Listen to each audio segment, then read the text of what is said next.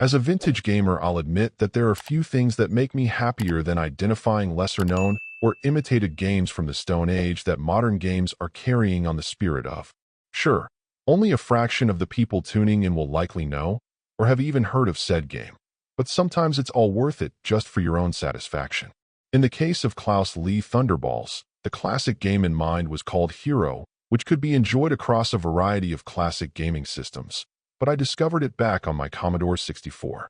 While giving it an initial play immediately made me think of that classic, it wasn't until I looked at some old footage that I realized how much this game was very directly inspired by it. The objective here is to complete every stage by rescuing an explorer who has been trapped by the series of creatures, traps, and environmental hazards in the caves. In order to set yourself up for success, you've been equipped with a handy jetpack and laser, and you'll be able to pick up other items like keys and bombs the further in you go. For the most part, you'll be focused on simply avoiding traps and navigating the passageways carefully, but the added trick here is that you'll be on the clock as well.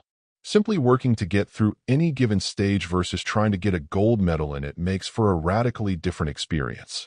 Especially when moving between screens, the need to be precisely positioned at times can make simple survival a challenge, but trying to do it at breakneck speed can be outright harrowing. While in the early going the game can feel a bit more casual, the further you go the more you'll likely be gritting your teeth for sure. The added good news is that on top of the game's 100+ built-in levels, there's an included level editor, as well as an opportunity to get additional stages from the community. Now, to be clear, this sort of feature is always hit or miss in terms of both the quality and the quantity of stages made by the community, but I'll at least give the developer credit for trying to prolong the fun and challenge of the game further.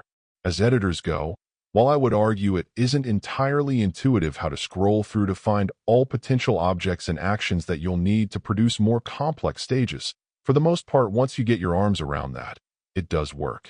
Of course, a controller isn't the most ideal means of working with such an editor, so Switch 2 support for mouse mode would have been a sweet option, but that isn't on the table, at least at the moment.